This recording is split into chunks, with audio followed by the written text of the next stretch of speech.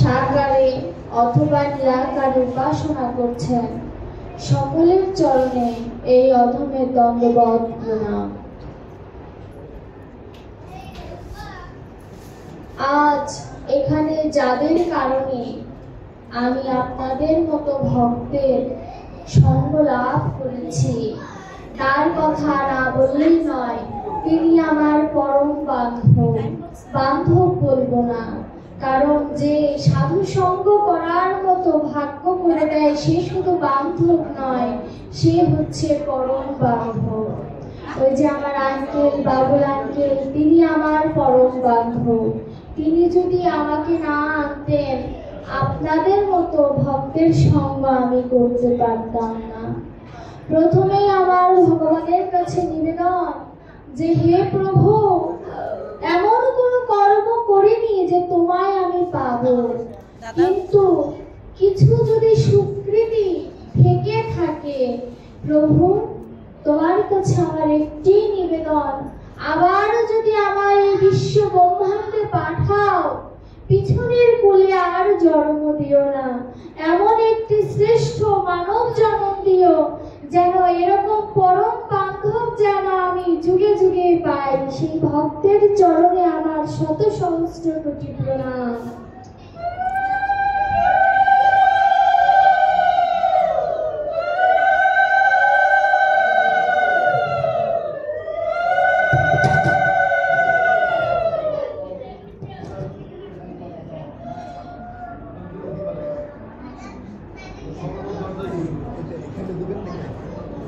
তুমি বলতে থাকো।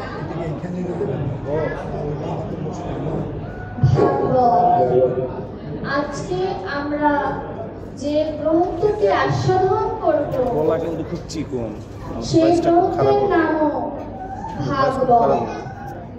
যে কোনো একটি গ্রন্থ অধ্যয়ন করার পূর্বে গ্রন্থটি শব্দের অর্থ কি এবং সেই গ্রন্থ আমার জীবনে কি প্রভাব ফেলবে এটি জানা বিষয় আগে। ভাগবত শব্দের অর্থ কি? ভা শব্দের অর্থ ভাগেষু সর্বশাস্ত্রেষু। গ শব্দের অর্থ গতির্যস্য অলৌকিকর। ব শব্দের অর্থ পরিষ্ঠায় সর্বশাস্ত্রেষু। ত শব্দের অর্থ তরুণী ভবাবুধি।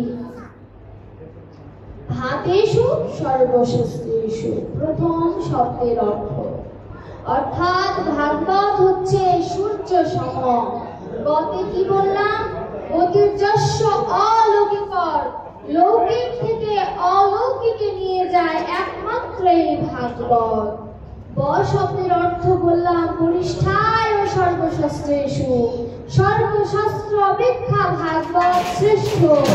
ত শব্দের অর্থ বললাম তরুণী ভবাবুধি, অর্থাৎ একমাত্র ভাগবত গ্রন্থ কেউ যদি মনের থেকে আস্বাদন করতে পারে, ভগবান তাকে সাধু সাধু বলে গ্রহণ করে।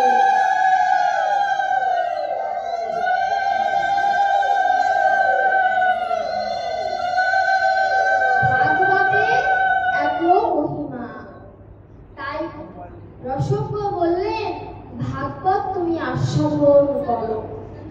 ভাগবতকে আস্বাদন করার বিষয় প্রশ্ন করলেন, কারণ কোনো একটি খাবার সেটিকে রসনার ভিতরে দিলে আস্বাদন করা যায়, কিন্তু ভাগবত একটি গ্রন্থ, তাহলে কেন বললেন পদকর্তা আস্বাদন করো?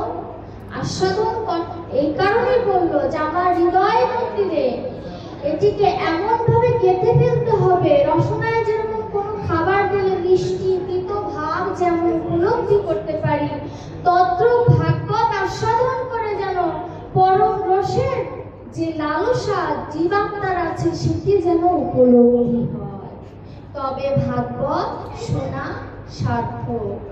নববিধার প্রথম একটি হচ্ছে শ্রবণ। কি বললেন ভাগবতে? শ্রবণং মঙ্গলম শ্রীমদততম ভক্তি কীর্তন্তে ধুরিদা জনা। শুনিলেই মঙ্গল। যে বলে না আজও বুঝিছে না যেহ, শুনিতে শুনিতে সেহ, অদ্ভুত চৈতন্য চরিত বুঝিবে রসের রীতি, হইবে বুঝিবে রসের হিত। অর্থাৎ একবার যদি শ্রবণ করা যায়, এর নাম হচ্ছে কৃষ্ণ। কৃষ্ণ শব্দের অর্থই আকর্ষণ করা। কেউ যদি একবারে মধুর হরিনাম কানে নেয়, ভগবান একদিন না একদিন তার মনের মধ্যে অবশ্যই প্রবেশ করবে। এটি ভাগবতের গুণ। এবার আমরা ভাগবতের বন্ধনা একটু আস্বাদন করব।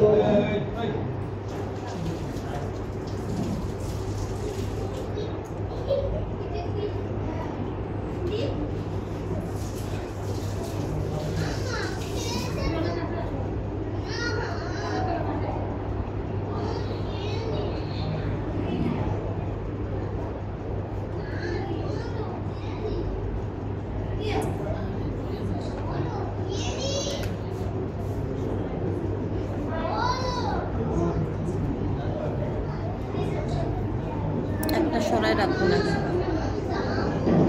ওই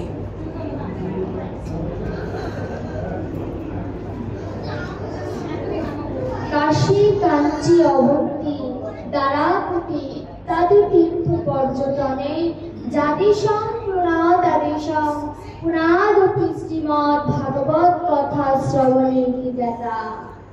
একদা নৈব সারণ্যে গত বৈগুণ্য বিস্তৃত পুন সকল জনগণ হমহর্ষ নন্দন শ্রীনন্দনন্দন চরণ প্রয়াণ পরম কারণে শ্রী সুতমণি বক্তা। এদিকে ব্রহ্মশালাগ্রস্ত হৃদয়স্থ ত্যাগেন্দ্রপ্রস্থ মহারাজ ধীরাজ পরীক্ষিত মহারাজ শ্রোতা পরমহংস চূড়ামণি রসিক ভক্তগণের মুকুটমণি শ্রী সুখদেব গোস্বামী চরণবক্তা। শ্রী সুগোবাচ নারায়ণং নমস্কৃত্য নরং চৈব নরোত্তমং দেবীং সরস্বতী ব্যাস তত জয়মুদিরয়ে। জয় জয় শ্রী চৈতন্য, জয় নিত্যানন্দ, জয় জয় অদ্বৈত চন্দ্র, জয় গৌর ভক্তবৃন্দ, জয় সনাতন ভট্ট রঘুনাথ, শ্রীজীব গোপাল ভট্ট দাস রঘুনাথ। এই ছয় গোস্বামীর করে চরণ বন্ধন, যাহা হইতে বিঘ্ন নাশ অভীষ্ট পূরণ। শ্রী শ্রী নিতাই গৌর সীতানাথ শ্রীবাস গদাধর পঞ্চতত্ত্বময় শ্রী শ্রী হরি পুরুষ সুন্দর। শ্রী শ্রী শান্তিপুরনাথায় নমঃ। ওম নমো ভগবতে বাসুদেবায়। ভগবতে বাসুদেবস্য ব্রাহ্মণেভ্যো নমঃ, স্বজনেভ্যো নমঃ, মাতৃগণেভ্যো নমঃ, পিতৃগণেভ্যো নমঃ, ভাতৃগণেভ্যো নমো নমঃ।